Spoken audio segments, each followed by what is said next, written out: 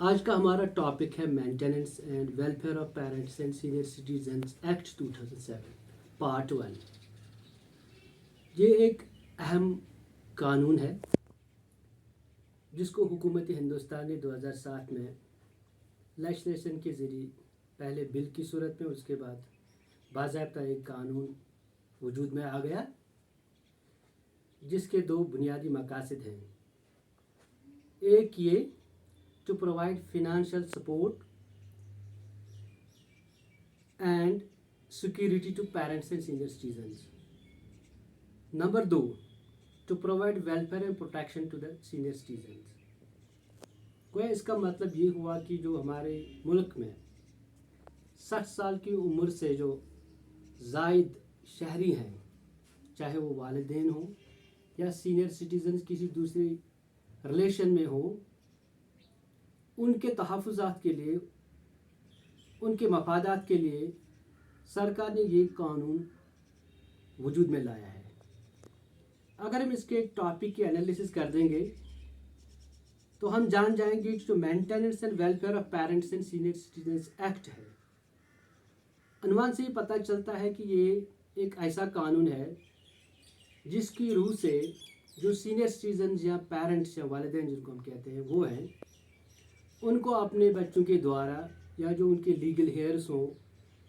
चाहे adopted legal hairs हो या स्टेप सन हो,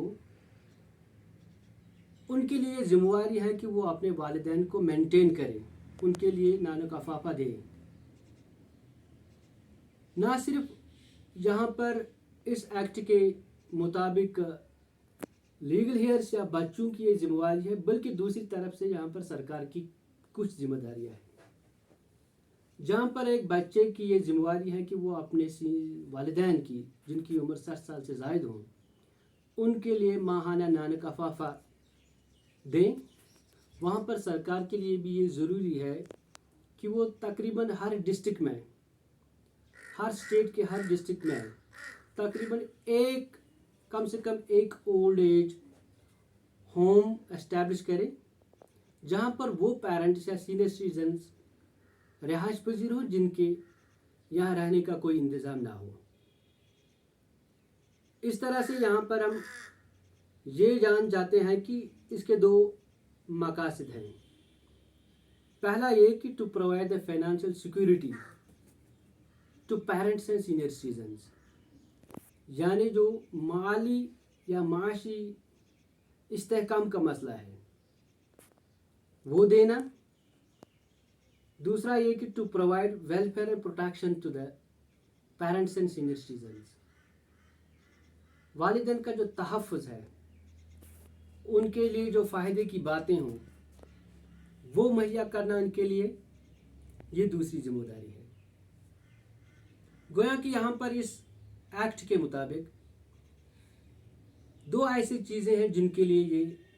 जिम्मेदारियां रखी गई हों। एक तो वो लीगल हेयर्स या बच्चे जिनको हम कहते हैं, एक तो उनकी जिम्मेवारी बनती है इस एक्ट के हवाले से कि वो अपने वालिदैन या अपने पेरेंट्स के, उनके बुढ़ापा में उनके लिए नान कफाफा दें। दूसरी साइड से गवर्नमेंट की भी जिम्मेदारी है कि वो सीनियर सिटीजन्स का तहफ़्फ़ुज़ करे, उनका ख्याल रखे,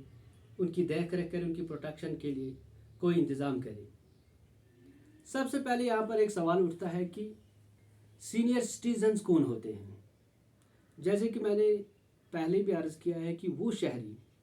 या वो अफराद जिनकी उम्र 60 साल से ज़ायद हों, चाहे वो मर्द हो या औरत हो, वालिद हो या वालिदा हो, अगर उनकी उम्र 60 साल से ज़ायद हैं तो वो एक्ट के डेफिनेशन के मुताबिक सीनियर सिटीजन्स कहलाते हैं। अब यहाँ पर सवाल ये उठता है कि कौन कौन से फ़ायदे हैं या कौन कौन सी जिम्मेदारियाँ हैं बच्चों को उनके पेरेंट्स के तईं या सीनियर सिटीजन्स के तईं। सबसे पहले अव्वल में इसकी जो जिम्मेदारी है वो है बच्चों की नान कफाफे की जिम्मेदारी। यानी जिस तरह से एक वालिद या एक वालिदा अपने बच्चे को पहले जन्म देती हैं, उसके बाद उसको पाला पोसते हैं, उसके बाद उसको बड़ा करके उसको एजुकेशन प्रोवाइड करते हैं, उसके बाद उसकी वो कहीं नौकरी लग जाता है, इसके साथ साथ उसकी शादी हो जाती है और वो इस काबिल बनता है कि उसकी नौकरी लग जाने के बाद उसकी माहाना कोई आमदनी या कोई इनकम बननी शुरू हो जाती है, वो अपने पाँव पे खड़ा होता है। दूसरी तरफ से जो उसके जो वालिदैन होते हैं या सीनियर सिटीजन्स होते हैं, वो दिन ब दिन कमज़ोर, नातवा और बुज़ुर्ग बनते जा रहे हैं। उनकी जो कैपेबिलिटी या कैपेसिटी, अर्निंग कैपेसिटी होती है, वो कम होती जा रही हैं, जबकि उनकी जो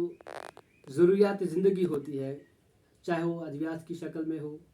चाहे वो रहन सहन की शक्ल में हो या दीगर ज़रूरियात ज़िंदगी की शक्ल में हो,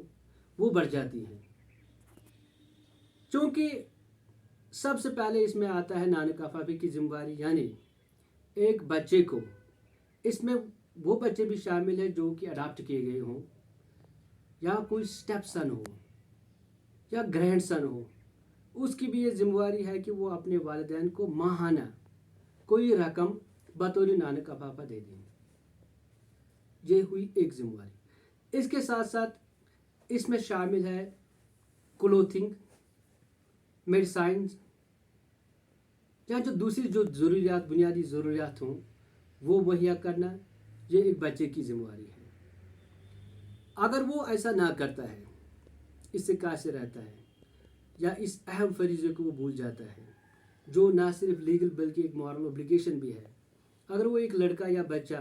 अपने वालिदैन को तन तनहा छोड़कर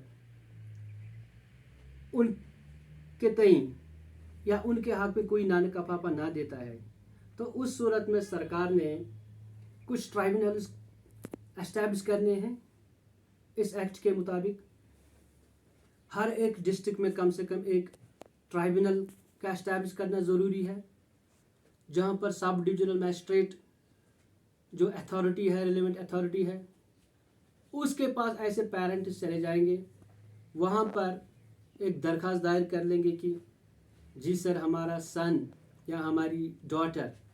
जिसको हमने पढ़ाया है, पढ़ा के बड़ा किया है, जिसके लिए हमने नौकरी अरेंज की है, उसने हमें बुढ़ापे में छोड़ दिया है, तो वो उस अदालत में, उस ट्राइब्यूनल में दरख्वास्त देके उनसे नान कफ़ाफा हासिल कर सकता है। जो ये रेलिवेंट ट्राइब्यूनल होगा, वहाँ से वो उसके खिलाफ सामान निकलेगी। मसूल जो उनका बेटा हो सकता है, ग्रैंड सन हो सकता है, अडॉप्टेड सन हो सकता है, या स्टेप सन भी हो सकता है, उसको समन के ज़रिए उधर बुलाया जा सकता है। और ट्राइब्यूनल जो सब डिविजनल मैजिस्ट्रेट की अदालत होगी, उसमें उसको समन निकाल कर उनसे ऑब्जेक्शन हासिल करके उसके खिलाफ एक आर्डर निकलेगा कि भाई आप माहाना 10,000 रुपया या ऐसी कोई दूसरी रकम जो लगता हो under relevant factors and circumstances, ये मौजू रकम है, उसके खिलाफ ऐसा आर्डर निकलेगा कि उसको, उस लड़के को, उस अडॉप्टेड सन को, उस ग्रैंड सन को माहाना वो रकम बतौर नान कफ़ाफा अपने वालिदैन के हक़ में अदा करनी होगी।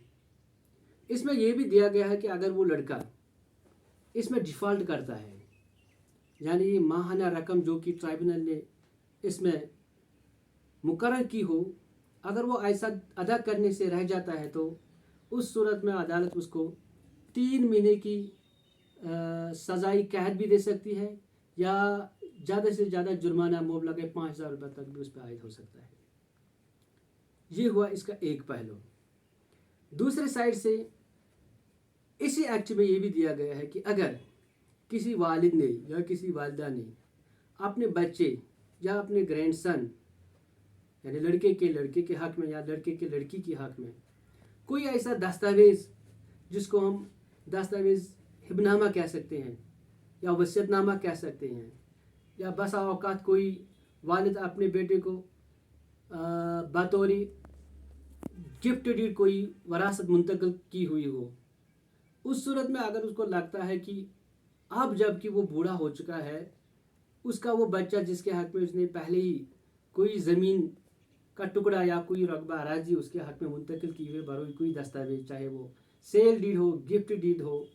या और कोई अरेंजमेंट हो, सेटलमेंट डीड हो, फैमिली एग्रीमेंट हो, वो अगर चाहे वो सीनियर सिटीजन या पेरेंट इसी ट्राइब्यूनल में जाके